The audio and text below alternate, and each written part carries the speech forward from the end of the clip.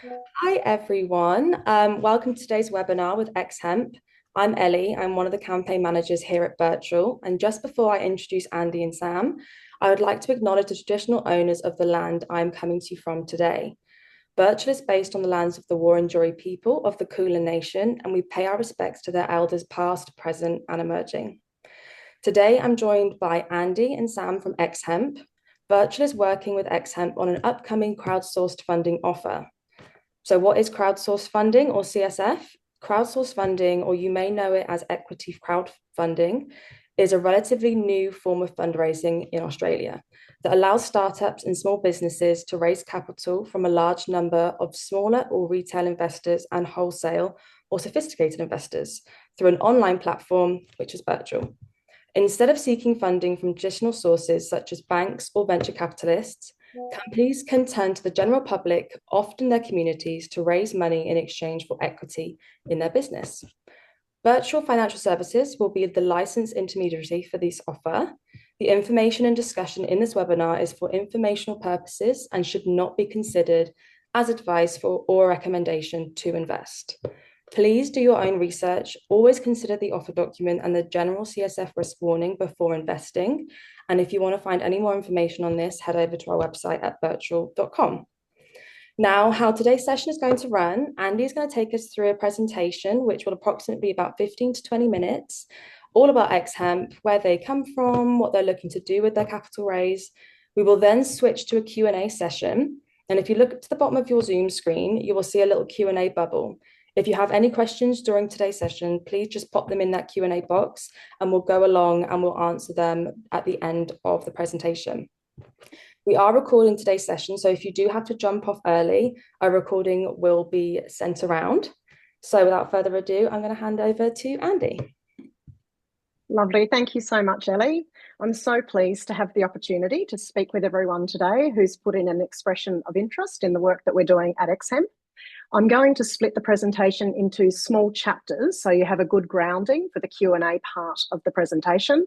And rather than filling this time with the detailed information that you'll get in the offer document, which will be released next week, I'm going to use these few minutes to tell you about who I am as a person so you get a better sense of the founder. And I'll also speak briefly about what hemp is for those who are joining and who might not know much about the plant, as was the case for me about 6 or 7 years ago. So if you are someone on the call who already knows me or you're a subject matter expert, this is probably a good opportunity to grab a cuppa. Once you have those two foundational pieces of information, I will share with you the reasons I've chosen to dedicate myself to the hemp industry, as my decision to work in this sector is entirely personal, completely vocational, and has a hint of Slumdog Millionaire about it. And then the very best bit, I get to tell you all about X-Hemp and why I believe you should make an investment in our company and answer any of your questions. As Ellie said, all of that should take about 20 minutes, and then the questions for the final part of the hour. Some of them have been sent in advance of the webinar, and Ellie will read those out if we get time, so we try to cover everything. So the very first thing is, who am I? Well, I think you all know that my name is Andy Lucas, and I was born and raised on the beautiful island of Lutruwita, Tasmania. I acknowledge the Palawa people as the traditional owners and custodians of the lands and waters of Lutruwita, this beautiful island on which I work, learn, and live upon. And I know how fortunate I am to be here as a descendant of more recently arrived Australians. Given that I had one comment on our socials this week accusing me of being a foreigner who's here to steal Australian jobs, I think that's my favourite, and I don't think that fella read any of the posts. I feel it's worth mentioning that I am actually an 8th generation Tasmanian on my mum's side of the family, and my dad's parents moved from New South Wales when he was just a toddler in the late 1950s, which brought some much needed genetic diversity to the island and to our clan. I have lived all of my childhood and half of my adult life here in Tassie, spending periods in different parts of my home state, living in Smithton and Launceston and Hobart. And while I have been home on the little island permanently now for the past 5 years, settled in Launceston and working in the Northern Midlands, from the age of 18, I became a bit of a slow-moving rolling stone. And over the past 2 decades, I've taken a slightly unconventional path to get to where I am today, working full-time in the hemp industry. I left Tassie as a fresh-faced 18-year-old for what was supposed to be a gap year before undertaking my uni studies at ANU. I ended up having a very happy and fun-filled 5-year-long stint in London where I fell in love, picked up a bit of an affected Pommy accent for a time, and kept myself busy working in West End theatre and high-end restaurants. I returned to Tassie with my lovely British husband in 2001 to undertake my degree in political science and environmental studies at UTAS with the better late than never and zeal of a kind of mature age student. Given my areas of study, my background working in frontline customer service, and that I'd supported myself financially through my uni studies working in a call centre for a major bank, it perhaps wasn't immediately obvious why I then became a nightclub owner, touring bands and wearing some admittedly questionable outfits before that business and my marriage ended in 2009. And I spent an even less logical and very unhappy season serving unbelievably miserable billionaires as a servant on a luxury super yacht. I took this reflective selfie on the same day that I was made to hand wash a very rich man's leopard skin G-string bikini bottom, which safe to say was not the highlight of my personal or working life. The winds of fortune then blew me from the south of France after a chance meeting with a production crew working on a TV series called Whale Wars for Animal Planet. And that unexpected twist of fate resulted in me spending a decade living and working in Colorado, in both Boulder and Denver, initially working in reality TV. I was lucky to be hired on some really great shows, which were nominated for awards, and a couple of not so good ones that were not. I then spent 7 years running and co-owning a camera accessories business in the US, scaling our manufacturing and extending our distribution networks to hundreds of outlets in the States and internationally. During that chapter of my professional life, I fought a battle against a then $4 billion behemoth when their company liked one of our designs so much that they decided to borrow it without asking. We settled that lawsuit about 18 months later, leaving me with significantly more grey hair, a fair amount of cynicism around the concept of justice, and hard-earned knowledge of the realities of how small startups have little chance in truly defending their IP. During these busy years in the States, I was happily dividing my time between the two places that I love most, spending 9 months a year in Colorado before coming home to Tassie for the southern summer to be with my family and friends. During that period, I made sure that I regularly visited Bogan Flats in Colorado, and yes, I did wear my flanny and my Ugg boots every single time. Unfortunately, that 10-year stint was brought to an abrupt and expensive conclusion as I was sucked into the chaos of the Trump administration's anti-migrant policies, and I had to self-deport, is the legal term, which was a horrible way to end what had otherwise been a pretty amazing decade. For reasons that I'm about to explain, I had already made the decision in the final years of running my former business that my next career needed to be in a field that I felt passionately about. And by the time I was booted out of the country where I'd built my professional life and deep networks, I had already decided to work in the world of hemp.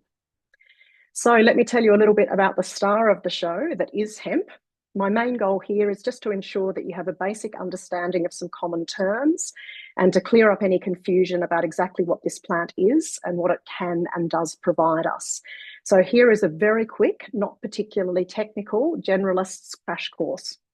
Hemp is the commonly used descriptor for certain varieties of the species of cannabis, of plant, beg your pardon, known by the botanical name cannabis. There are thousands of different types of cannabis in the world that grow in most countries as in both a wild state and as a cultivated crop. A cannabis plant can grow from seed to full maturity in around 100 days. There's a little bit of variation depending on variety, and there is an enormous range of those varieties that are both naturally occurring and cultivated by humans. And that means that crops can look like the small bushy plants on the left, which have spent all of their energy in the buds and flowers and leaves for extraction of extracts, or it can be a super tall fibre variety that's been bred for completely different characteristics with all of the growth going into the stem of the plant. And that is a real hemp plant that those two men are standing with. I think that was a trial crop that happened in Texas. Hemp can sequester an enormous amount of CO2 from the atmosphere during this rapid growth cycle. Peer-reviewed studies show evidence that at least 15 tonnes of atmospheric carbon is captured per hectare. It could be quite higher, but that certainly is a safe number. This sequestration rate is estimated by some to be twice as effective as new forests, with the added benefit of providing potentially carbon negative biomaterials across multiple sectors who are currently dependent on heavy polluting products. Working out ways to use this plant in as many forms as we can across multiple supply chains really is tackling the climate crisis from both sides of the problem.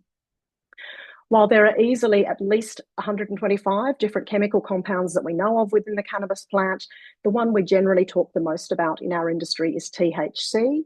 THC is the compound in cannabis that produces the sensation of being high when the plant is consumed for recreational, spiritual, or medicinal purposes.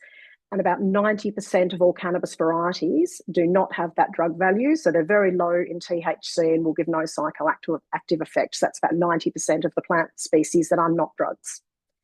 Humans have been using hemp for a very long time, both the seed for food and oil, the leaves and flowers for medicine and recreation, and to convert the plant stalk for fibre.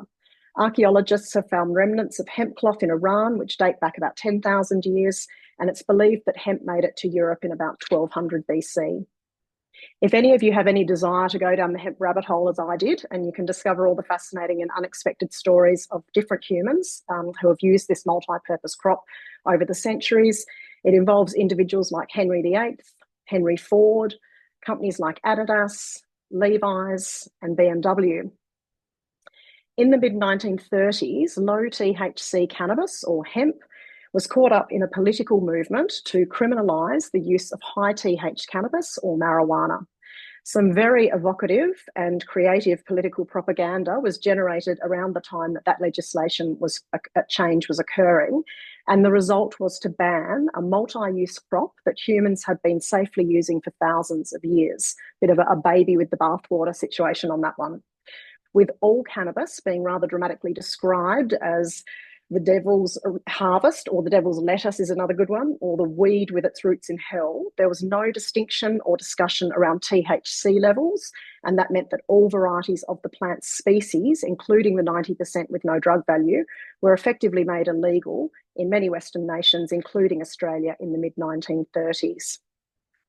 Regardless of your personal views on the use of high THC cannabis, what is not in dispute is that this dramatic shift in political attitude, particularly in the States, was driven by many cultural, racial, ideological, and economic factors that are too complicated to talk about today. What it is now widely understood is that the chances of someone committing an act of violence, or probably even getting off the couch, are quite slim, and we're still dealing with the economic consequences of this failure to distinguish the effects of the various varieties of cannabis to this day.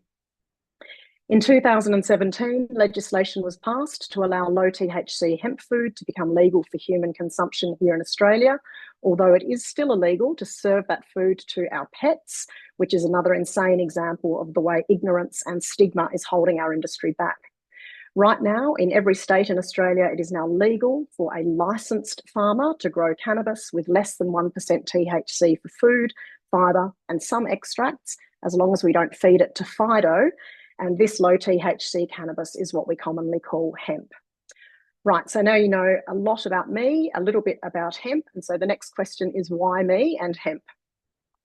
As I've talked about in my investor videos, the direction of my life changed forever just over a decade ago, when I survived not one, but two massive natural disasters within the space of 9 months.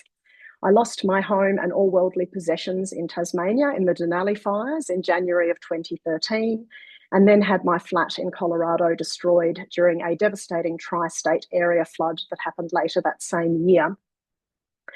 One of the most shocking aspects of standing in the absolute destruction of my two homes was the discovery of how many carcinogenic and toxic materials are embodied in the products used in conventional construction. When walls get soaking wet or turned to ash, the enormous quantity of dangerous materials are released into the environment, making an already bad situation much, much worse for human victims, wildlife, and the planet.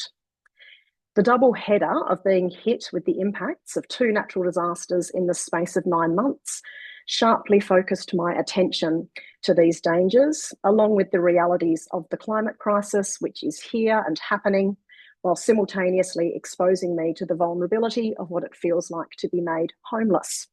Twice.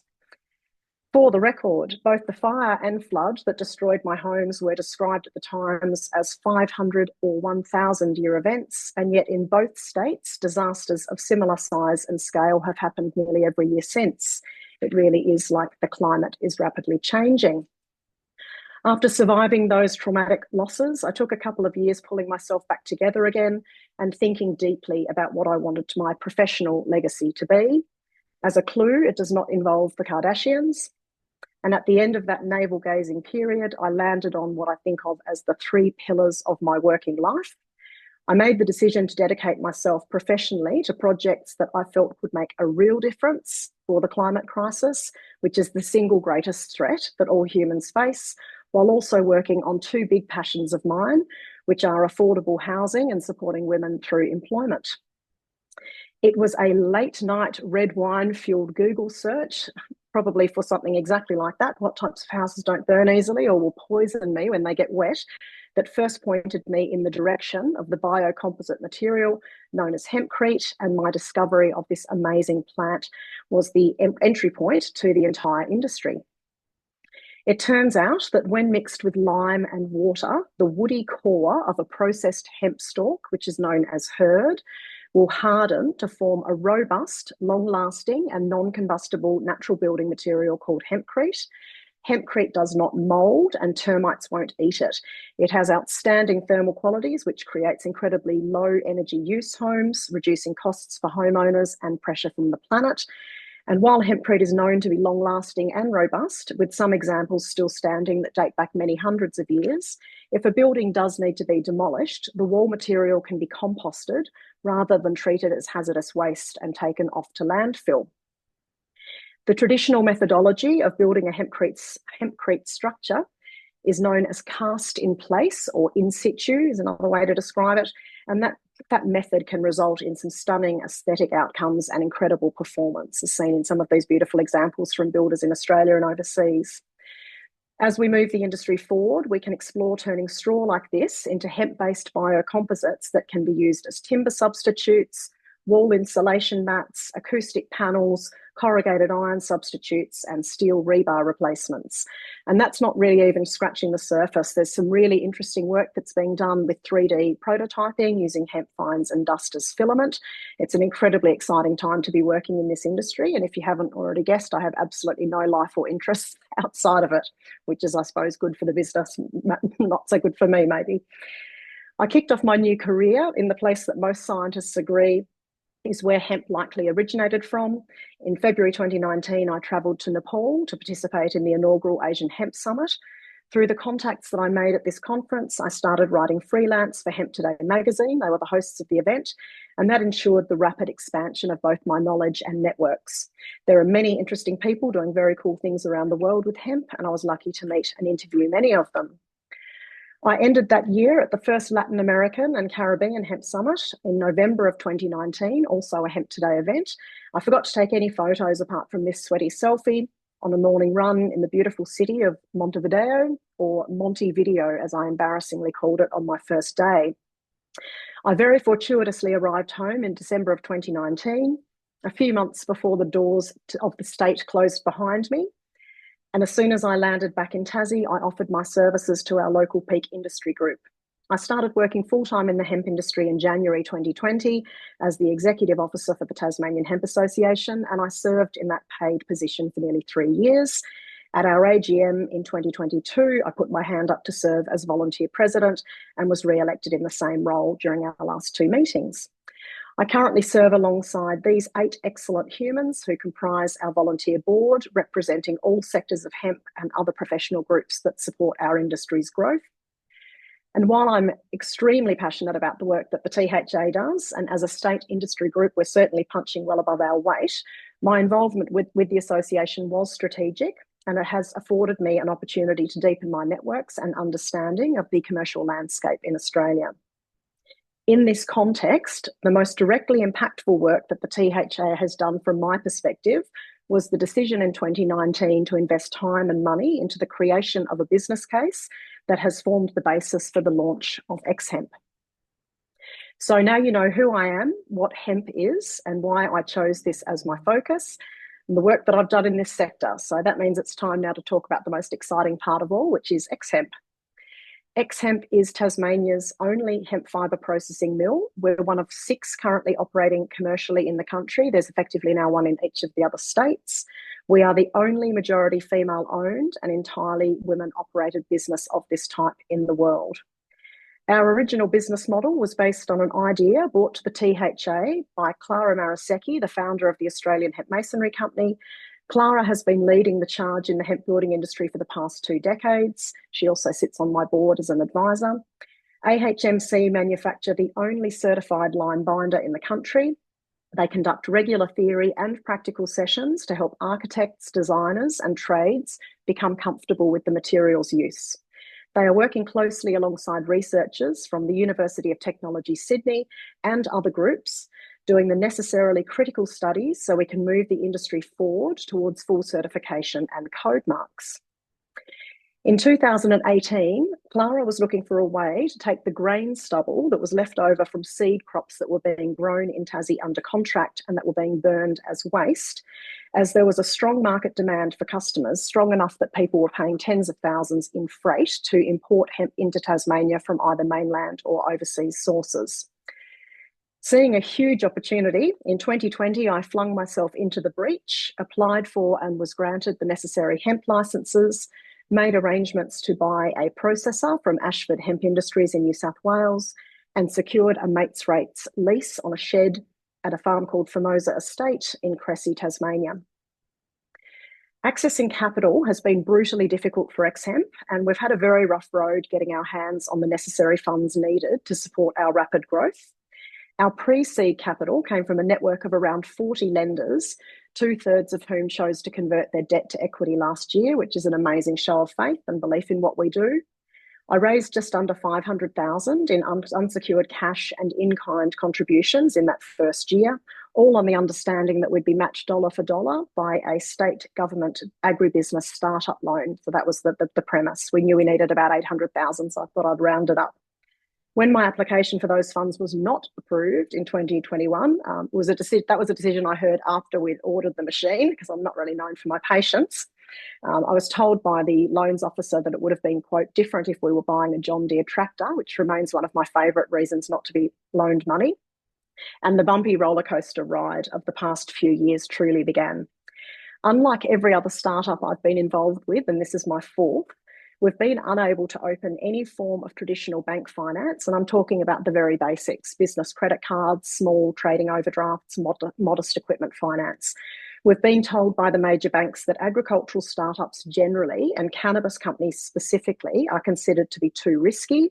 We're told that the market conditions are hostile for lending and that the economic climate isn't so hot right now, which is ironic considering the situation with the actual climate.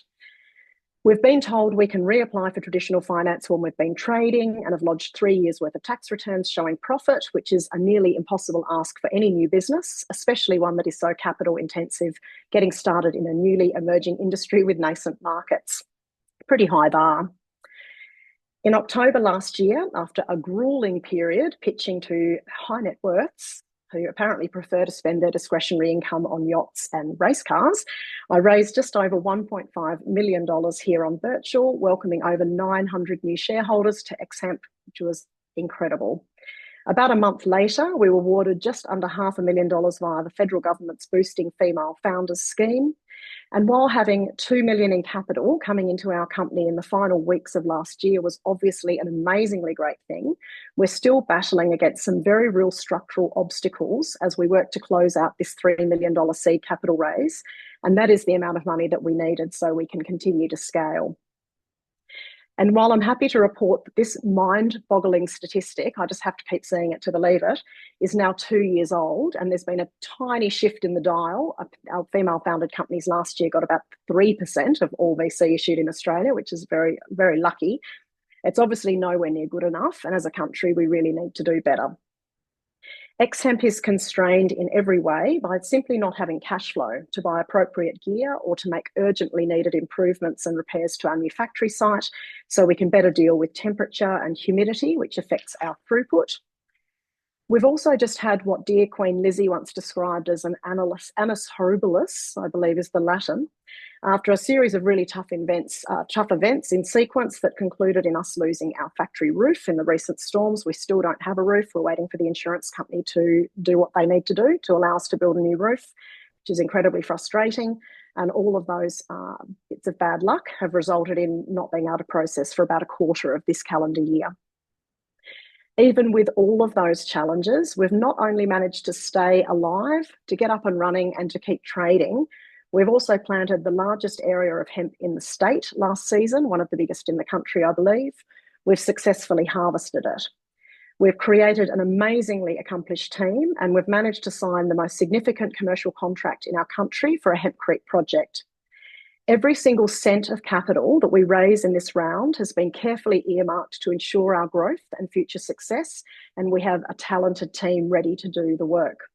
Now for all the other good news, and there is lots. Interest in natural building is surging, with an issue of Sanctuary magazine last year dedicated to hemp as a construction material.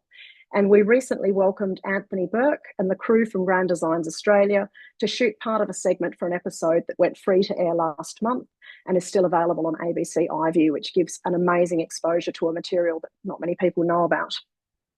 In the 10 years in the 10 years before X-Hemp launched, there were roughly 10 hempcrete houses that had been built in Tassie, and most of those were using herd that had been imported either from the mainland or the Northern Hemisphere. In the 3 years since we turned on our tiny little processor, we have more than tripled the number of hempcrete homes built over the past decade in our home state, and we're currently on backorder. X-Hemp is in the process of supplying herd to what will be the largest hempcrete building in Australia and in one of the top 5 biggest public projects using this amazing material in the world. The $131 million restoration project of the forestry building in Hobart has been commissioned by the University of Tasmania and was designed by global architecture firm Woods Bagot. The overall build is being handled by one of Australia's leading commercial construction companies and very good friends and partners to X-Hemp, Hanson Yuncken, and the expert team of hempcrete installers is led by Shane Hannon of Hannon Build, who have come in from New South Wales to execute this incredibly complex part of the project. The architects have really stretched the capacity of what this material can do. It's amazing. The scale of what is happening at the forestry building is truly inspiring. Lots of curves, all off form, which means unrendered. One section is 14 metres high, and it's not just me who thinks that's amazing. The project recently won a World Architecture Festival award in the building technology category and is in the running to be the overall winner in a ceremony, which I think is being announced in the next day or two in Singapore. So that's incredibly exciting. In anticipation of us pulling another rabbit out of the capital raising hat, say that 5 times fast, we have signed agreements with 3 key businesses in the States so that we have the option to operate under licence and with their full support to quickly bring the best new technologies and products like timber substitutes and wall insulation to the Aussie markets. And after 4 seasons ironing out the kinks in the growing and harvesting process, we are ready to scale. We have hundreds of thousands of kilos of raw and partially processed materials stored. We are ready to immediately convert those outputs into saleable goods, which we have customers waiting to buy. The improvements that we make to our current site and the equipment that we will buy as a result of this raise will mean an immediate bump in production, more jobs created, and more houses built. Perhaps most importantly, we currently have 3 opportunities to leverage every single dollar that we raise in this campaign by 2 to 3 times, thanks to some open grant and 0% interest loan schemes that are being offered by both the state and federal government and by a large philanthropic group of lenders from the States.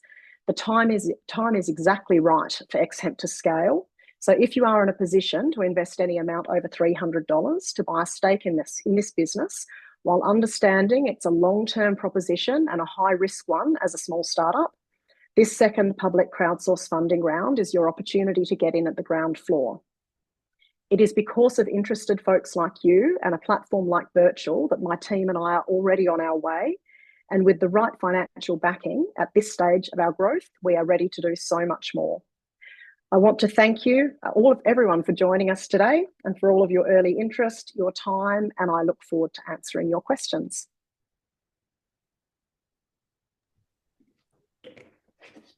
Thank you so much, Andy. That was such an insightful presentation into the background of you and the business. So thank you.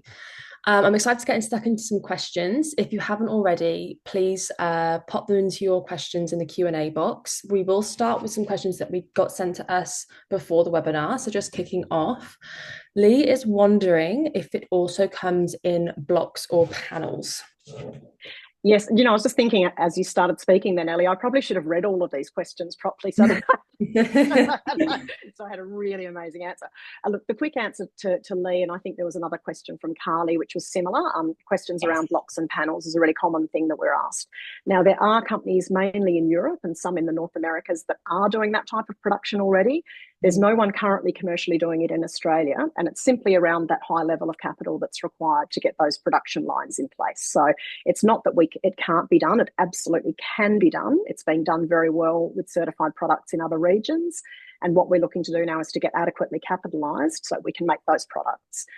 Ironically, the very hardest thing that those companies battled with in those other places were all of the things that we've gone through in the last 4 years. So we actually have sort of cracked the nut of how to grow the hemp properly, harvest the hemp properly, and have it ready to be produced into finished goods. And now it's that step of capitalising so that we can do that. Wonderful. Awesome. Just moving on to the next. So it's from Elliot. Will hempcrete begin to rival bricks and mortar construction and become more cost effective as we see more adoption of the product? Or is the demand keeping the price higher than the bricks and mortar? Or is something else at play? Yeah. Come on, Elliot. You're killing me. You're killing me, Smalls. No, Sorry? look, it's a complex and a really good question. So, ironically, comparing hempcrete to bricks and mortar is actually quite helpful, because I think if people have that idea in their head of a double brick house being built, you have a brickie who knows how to install it. They arrive on site, and you have a big pallet full of bricks, and you've got someone making up a slurry, and you're making that house. It's being built. You can watch that house being built. Hempcrete's similar. So, as we move now into the economies of people wanting pre-finished panels and things like that, but a double brick house is a relatively okay cost comparison. But to answer the question of will the price go down as it becomes more popular, absolutely. As with every single commodity in the world, economies of scale are going to be critical. The vision that we have for X-Hemp is a regionalised hub and spoke model. So you'd be looking at having regionalised processing quite close to where people live, and that would be servicing those areas. So it's very much circular economy, hub and spoke, moving away from centralised production so that we can actually make those prices go down. But the really big thing is this concept of cost, the cost of you building your home when people are doing that single huge investment, the biggest investment that most of us ever make in our life. What is the saving that you're going to make going forward by having near nil heating and cooling bills as the planet continues to heat, just for people to be able to live safely in their own homes, hypoallergenic homes with amazing air quality for people with allergies and things like that. So it's weighing up value. Where is the value to pay a little bit more when you're building the house and then have those lifetime savings? And they're the kinds of conversations that we're having now more with architects and designers. Amazing. Awesome. Thank you. I'm going to move over to the questions that are being put into the chat now. So first one from Elizabeth. Could you give more details about your US partners and the opportunities with them? More than happy to. So we've got a really close, friendly relationship with Hempwood, who are a company out of Kentucky. The principal there is a guy called Greg Wilson. He's an amazing guy, and he's been really, really supportive and helpful to X-Hemp. What we would love to see happening, there's a lot of folks coming into the market now in Australia, and everyone's obsessed with creating their own IP, and they're wanting to get that part right. I think I deliberately referenced the lawsuit experience that I had in the States. Defending IP as a small business is really hard. So the strategic move that X-Hemp has made is to partner with people, produce product under license that we know is excellent, we know works, that has already got brand recognition, has already got certifications in their own regions, and to very quickly get those products out into people's hands. So rather than taking those extra couple of years ourselves to go through R&D with the risk that we wouldn't even be able to defend those patents if it came to it, we've just decided to partner with really reputable folks who are doing really interesting, amazing things. Another company we're speaking to is Hempitecture. They're based out of Idaho. They make a product called hemp wool. It's like a wall insulation bat. It's very recognisable for people to see something that looks like a pink bat and it's made out of lovely brown hemp bast fibre. Much better for you, much better for the planet. So we've got conversations and MOUs in place with all of those companies, but the reality is without capital, it's just us all speaking about how great it will be. And once we've got adequate capitalisation, then those conversations really start in earnest. Brilliant. Thank you. Moving on to Shane's question, can you source enough raw materials in Australia?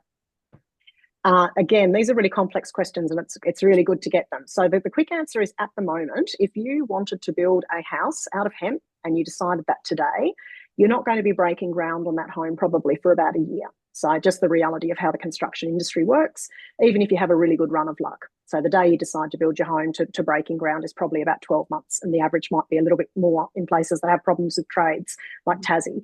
That is plenty of time for you to make contact with the mill in your area. Obviously, I'd love for everyone to be buying from X-Hemp, but that's not practical. You can contact the mill in your area. That gives us enough time to plant for that coming season. So we know then if we've got purchase orders, which X-Hemp's got plenty, our problem, ironically, is on the other end. We can't physically get it through the machine quickly enough rather than the material on the other side. So the quick answer is, unless you literally are ready to build with your hemp today and you placed an order, then you might find that you've got a little trouble. But certainly there are companies around Australia, and X-Hemp at the moment is not one of them because we've got this huge order for the UTAS project. But in a general sense, yes, you should be able to source hemp, for a building project if you're doing traditional cast hempcrete. Yeah, brilliant. Moving on to Owen. So what are the barriers to entry for your product? What competitive advantage does X-Hemp have over potential market entrants who have existing production and distribution capabilities? I think the barrier for entry for X-Hemp, if I can be really sort of brutal about it, is we have a large moat around us in Australia and Tasmania. So at the moment, we are the only game in town in Tassie. So we do have monopoly in this very small market. So I'm not pretending that that's obviously not the long-term plan. But for right now, for what we're doing over this next year or two, there's absolute adequate market space here. As we look to expand to different regions and different sites, then the constraints to entry are all the things I've just mentioned. You've got layers of legislative issues, state, federal, and international. So people are needing to get the appropriate licenses.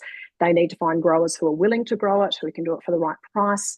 They need to find harvesting contractors who are willing to risk their equipment to harvest it. And these are things that have taken X-Hemp years to get those supply chains really, really worked through so that we could plant many thousands of hemp.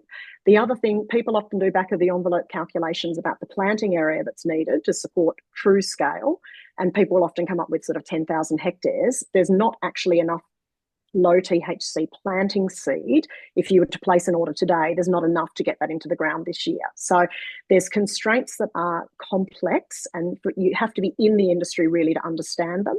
And I've now done sort of those hard yards to get through this 5-year period. And so really knowing who the players are, who's doing what, and what we need to have happen next. And that's where X-Hemp's got, I would say, the strongest competitive advantage in the country. Brilliant. From Jasmine, we've got, if brick construction, how will they go together? The bricks with mortar or lock-in bricks? So there's a couple of different options, Jasmine. And so when X-Hemp decides which types of finished goods we might make first, certainly what I've seen with the block systems, there's one that came out of Canada that almost looked like Lego. So it actually had sort of like a tongue and groove sort of fixture to it. There's a product that came out of Italy that looks exactly like a Bessa block, and that's actually put in place with a mortar. So people are mixing up like a hemp lime mortar on site, exactly as they would do with concrete, to do a brick mortar. So there's a couple of different ways, and this is where, when the capital comes through to allow us to do these things, that's when that sort of research goes into which is actually the best way. We don't have answers on that yet, but certainly there's those two are the two main methods that I've seen. Awesome. From Owen, the homes built to date are super impressive. How does this become scalable outside of organic discussions with local architects and builders? All good questions. And I don't know, Owen, do you want to come and help me? Because there's lots of aspects to it. So there's changes to the National Construction Code that are making it more challenging for natural building materials to be used, which is a bit funny. So realistically, for me, it's a multi-pronged attack. We need to be involved in the lobbying efforts of industry groups, which is why I'm so deeply entrenched and committed to the volunteer time that I spend with the Tasmanian Hemp Association, because that's where you're getting that side of things. You're then looking into the academic world. We've got a great relationship now with Professor Anthony Burke. I was invited to speak at UTS to the architecture students there this year, which was awesome. Someone who knows nothing about architecture other than what I've learnt from Grand Designs. It's quite ironic. But I think we've got this new cohort of designers and architects coming through who are insisting. So yes, it is a little bit trickier, but are insisting in the same way that our residential customers here did, and in the same way that the commercial client UTAS did, and then Woods Bagot and Hanson Yunkin have not only responded, but have just come up here. And that's what it's going to take. It takes companies like Hanson Yunkin and also Woods Bagot. I mean, if those companies don't decide they're going to do it, it won't happen. But if the client demands it, and then you've got the support of businesses like that from those emerging sectors who can see the value, that's when we'll be able to get it to scale. Brilliant. Katrina has asked, hi Andy, could you please describe the delivery process? Is the hempcrete delivered as a slurry a la concrete and tamped on site, or as a powder? I think, Katrina, you actually followed that up saying meant more like a munch, more like a munch and mixed with water and tamped on site, or another way. No, all good questions. So at the moment, and again, I always talk in very general terms because there's going to be people who do it differently, but the vast majority of builds and all of the ones we've been involved in, we basically process the herd, and it's in a 10-kilo bag, and it's on a pallet, about 30 bags on a pallet. So you'll have about, on average, 400 to 500 bags of hemp per house. These are all nice big broad numbers. So imagine you have a big bunch of pallets arrive on your job site, exactly as you would do if you were building a brick house. You'd have bricks arrive. Then you've got a matching number of bags of the lime binder. So that's basically, it looks like a concrete bag. It's basically a bag of powder, lime-based binder. And then it's mixed up as a slurry on site. So you use a pan mixer, slightly different to a concrete mixer, but that's enough for a layperson like me to understand. So it gets mixed up in a slurry, and then it's poured into the wall. The idea of having a truck coming, like a big concrete truck arriving with pre-mixed hempcrete, I've never seen that done successfully anywhere in the world, so I presume it doesn't work, because everyone would love to have that happen. that would be amazing. It is very labour intensive at the moment compared to popping up like a panel. Obviously, it's a more labour intensive process than that. It's not dramatically more labour intensive than a double brick house. So I think if people get into the headspace that it's not going to be the quickest way you can build, if that's your driver, then it's probably not the right material choice. But it certainly it's not outside of the realm of possibility. And the folks that we're supplying material to, and I count myself in this, I've built 2 small hempcrete houses. We are not deep-pocketed humans. We're regular, average people with average house budgets. So it's not out of the reach of a normal home. It really isn't. What it does take is just maybe a couple of tweaks with the design, perhaps slightly reducing the house size so that you get a material saving cost on all of the other things, which are incredibly expensive now, like electrical conduit, windows, lumber, all of these things that have skyrocketed in price since COVID. Certainly the hempcrete's not going to be the most expensive line item in your budget. Brilliant. Thanks, Andy. I've got a question here from Carly. What locations are you looking at on the mainland for production? Ooh. Look, it's certainly not a secret. I work very closely and collaboratively with the mill owners in the other states. And quite seriously, there's going to be room for lots of us. There really will be. So I've got colleagues who work in other states. Right now, certainly for the next 12 months, our focus is on Tassie. We want to get everything absolutely refined and humming along down here. And then we're looking to replicate that model. So what would naturally happen, we wouldn't go and set up next to the mill that's already there. You'd be seeking another regional opportunity in a different state, and you'd be positioning yourself where there's going to be a market. But as you have things like local councils and schools and government buildings, they have to address net zero carbon targets. And no one is ahead on the curve on this. They simply aren't. And it's going to be people scrabbling to find solutions. And X-Hemp is waiting to go, here's a lovely, easy one for you. We've got the solution ready to go. Now, that solution might be a slightly imperfect one, as we're sort of in these early years. It might just be that you have a huge internal use of hempcrete, the way that UTAS has done. But as we keep moving through these blockages, we will eventually have, buildings, commercial commercial projects, residential projects that are using a whole range of hemp-based building products, not just cast hempcrete. Brilliant. Thank you. I got on from Anuj. So, do you see any challenges or resistance from builders who may need to learn working with the new material? Is there anything you can do to engage builders to encourage them using your products? Yes, and yes. Any question that starts with, is there a challenge? The answer is yes. What we found quite seriously in the last 3 years, there's been a dramatic shift in attitude. So when we host on behalf, what's the word? We actually facilitate and host the training that's done through the Australian Hemp Masonry Company. So they do the training because they're the experts, but we host those at X-Hemp HQ. We now do 4 a year, and the composition of those groups has dramatically changed. It used to be a homeowner builder, often a man or a husband and wife duo usually, and they'd come and learn how to do it. So they wanted to build their own house and they were planning to do their own labour. That has now dramatically shifted, and nearly every single person we have is a builder who's coming because they've had a client who wants to use hempcrete, and they're basically then going to have that as one of the materials they know how to use. So that's been a huge thing. We've had real interest and uptake from innovative building firms here like Tas City Building. They're an awesome little firm, but not even little, they're on the rise as well. We just need to have people come out and see what we're doing. And once they understand, when these guys are looking at it, they go, oh God, it's just like any of the wet trades. It's not that technically complicated. They can send their staff to learn how to use it. And it's just another one of the things that they offer their clients. And that's how we need to get into these markets. While we're waiting to deliver all these wonderful finished goods that everyone's rightly excited about, there's ways to incorporate traditional hemp so that you're buying locally grown and processed and allowing those industries to develop here in Australia. Brilliant. Thank you, Andy. The next question is from Amy, but Amy, on your first question that you popped in, we tend to not discuss prospectus in these webinars. When the offer goes live on the 12th of November, you can read the offer document and go through in detail, looking at the more financial side of things. But I did notice you popped a second question in there, so I'll read this one out. Regarding climate, this is from Amy. Regarding climate, can you talk a bit more about the Tasmanian climate changes issues? How do you view the issue facing climate in Tasmania against the development and scaling of your company? Very good questions. So from my perspective, I don't ever pretend, anyone who says to you, all hemp buildings carbon negative and all these things, it's, in my opinion, it's the best of a whole range of not very good choices. So the fact that we've got a plant that's sequestering a ton of carbon, we're dealing with the atmospheric carbon issue right from the get-go.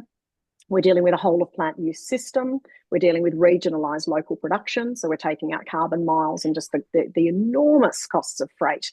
I mean, the number of shipping containers that go around the world is breathtaking, and apparently half of them are carrying coal and oil. So we're just in an insane spiral at the minute. So anything that we can be doing that allows someone to legitimately look to build a property and they can source materials from close to where they live, that's a massive part of it. Amy, if you're asking sort of what are the impacts of climate change, and I'm not meaning to be flippant at all, but it's the same that everyone else on the planet's facing. So obviously rising sea temperatures, we've got much more severe and frequent bushfires, much more severe and frequent storms, much more severe and frequent floods. It's just, I had actually one question that popped through, and I'm pleased that he raised it. He'd interpreted some writing to say that we were saying things, a hempcrete house was flood proof. We certainly don't ever say anything is bushfire proof or flood proof. Those things don't exist. What we can say is it's a much more resilient way to build if you're living in an area that has those disasters where you can expect to be experiencing one of those disasters. Hempcrete has an incredibly low combustibility. Australian Hemp Masonry Company have just got a BAL 40, for those on the call who know about bushfire ratings, BAL 40 and up to flame zone. So that's amazing. If you are unlucky enough, as I was, to have your residents sitting in, 2.5 metres of floodwater, which is what happened to us, you can demolish the wall material away from the studs. You're generally going to be okay to retain your framing. You're not going to have as much problem with mould, and you can repull the wall around it. So we're not saying that you're not going to have a flood come into your house. That's not at all what it means. It just means that if you have had that devastating impact of your house sitting in flood water, you've got a greater likelihood of perhaps being able to salvage that structure. Awesome. Thank you, Andy. One question here from Charlie. Is there a reason why you're 100% female, and is this something you will continue to do? Very good question, Charlie, and it's one we get all the time. The answer to that is no. We won't be 100% female forever. I very strategically made that decision in the early part of our company's growth. There were actually a few reasons. Firstly, we have a real issue in our area with a lack of availability of trades and workers. But when people say that as a statistic, what they're talking about is people who can work from 7 in the morning to 7 at night, Monday to Friday. And that really eliminates most of the people who have responsibility for caring for children, and in our society that is nearly all women. That's just the statistics of it. So I knew there was a pool of really incredible staff in my area who weren't being engaged because of a lack of family friendly hours. I also knew that in our early part of our company's growth we didn't need really long shifts because of just the constraints of having low throughput and not enough raw material. So I knew for the first couple of years we could maintain an all female team. We do have an exemption under the Discrimination Act, which I find hilarious because I always want to ask, do all male boards have to get the same exemption? But we do have one. We are legally allowed, if we have an equally qualified candidate, and we have a male and a female candidate and they have equal qualification, we are legally allowed to preference the female candidate because we are in a completely male-dominated environment and industry sectors. But we will always hire the most qualified person for the job. So that is something, as we expand and we go into much more specific types of roles, we will be advertising and hiring the most qualified candidate. And if there's a qualified woman, that would be the preference. Awesome. Plus women are awesome. Did we mention that? There's that part as well. Two levels. Yeah, it's a multi-layered sort of answer. No, obviously I've got a brilliant team and they're just so capable and fantastic. But we are a group of women who love men. It's not about that. It's about economic opportunity. It's also opened up some grant opportunities and some lending opportunities around the Sustainable Development Goals. Supporting women is one of the SDGs for the UN. So there's lots of reasons, but the core one originally was around staff. Yeah, amazing. Joanna, I can see that you've got a question that you've popped in and that Sam, one of the panelists, is answering. I'll come back to it before the end if it's not answered. But moving on to Jasmine. So you mentioned bricks, wall segments, and corrugated roof replacement. Have consideration been given to products such as faux tongue and groove wooden flooring? So that's basically what Hempwood make. If you look up Hempwood, that's their company name and their website address, Hempwood. They literally make a timber substitute. So they take hemp stalks, they quash them under huge amounts of pressure with a bio-based, plant-based resin, and they make a timber substitute. Eventually, they'll be able to make actual lumber, which is just so exciting. If you imagine that we literally could grow a crop, so we could put the seed in the ground in November, harvest it, and by June of next year, you could frame your house with hempwood. I mean, that is actually not out of the question. That's a doable thing. We would no longer need to be relying on native forests or even plantation forests for lumber if we can start getting these new substitutes. Now, again, if someone gave me $100 million tomorrow, firstly, I'd say thank you and it would be wonderful. But there still are going to be some constraints because we still need to get enough planting seed. We still need to get the capability through the factory. So we're moving towards these things and we've got a very clear path. But I won't ever pretend to any investor that it's going to be quick. It is not going to be quick, and it's not going to be easy. So if people go into it with that mindset, and one thing I did want to mention really quickly, because this is really important, we've obviously had 909 people join us last year. We had 2 of our lovely investors who came in at the lower tier. They both were in receipt of Centrelink pensions and had never bought shares before. It's not perhaps the right choice. Centrelink make it really tricky. So we will always just say, just get some advice, but give us a shout because we've now dealt with a lot of people who have had changes in circumstances and we can answer a lot of those questions. There's heaps of ways you can support the hemp industry without being an investor in X-Hemp. But for those of you who are in a position to afford to do so, we'd really love to invite you on board. Awesome. We're coming up close to the end of the webinar. Owen, I can see that you've added 2 questions in there. The one that you sent later on at 1:17, again, to the point before, it's a little bit too much into the financials, but when the offer document goes out, you can read into a lot of detail on all that side of thing, the business model, etc. There is a top line summary on our Birchal website on Andy's X-Hemp profile if you want to take a look at that. Last question, we'll wrap up with this one from Shane. Does X-Hemp intend to diversify into other hemp products, i.e. medicinal, textiles, clothing, rope, etc.? Really good question. When I picked the company name X-Hemp, I chose it for a couple of reasons. 5 characters is good. Cheap to stamp things with is good, but also because I am so interested in hemp. So I very deliberately chose a sort of an umbrella name. So we have the opportunity to diversify if we need to. We did actually put a contract under for some food grade seed this year, which we sold to another fantastic company, Ananda Food, who make beautiful products growing hemp in Tasmania.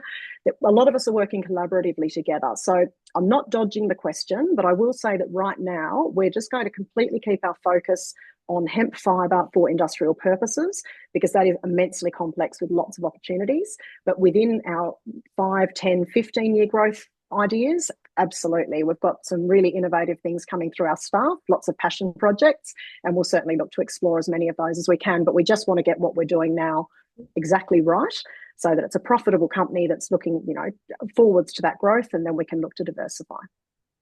Amazing. Perfect. Well, thank you, Andy.